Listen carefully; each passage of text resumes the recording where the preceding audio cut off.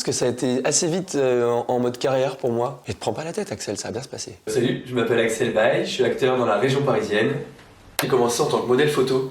Et petit à petit, en fait, je me suis rendu compte que pour raconter des histoires, le mieux c'était d'être comédien, de faire vivre en fait, du texte. Le rôle marquant, je pense, c'est le premier que j'ai joué au théâtre, où c'était à l'école, parce que du coup, c'est la première fois où tu sens la scène et du coup, il y a quelque chose qui se passe.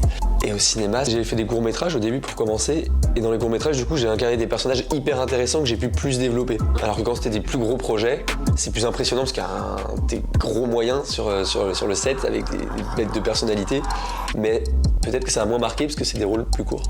On a tous un peu des masques sociaux, et du coup, plonger vraiment pour aller dans sa vulnérabilité. Quand on parle, il y a l'émotion qui vient un peu.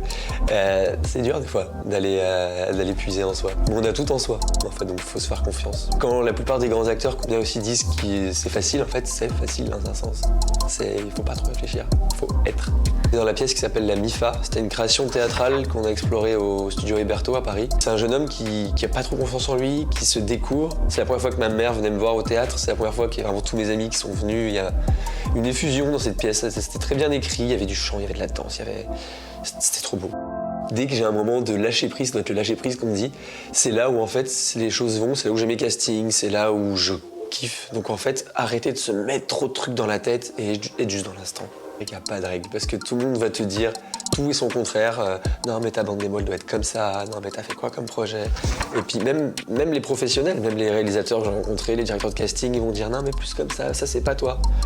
Il faut un peu écouter, mais pas trop. Je pense que c'est vraiment se faire confiance, oser, être dans le plaisir.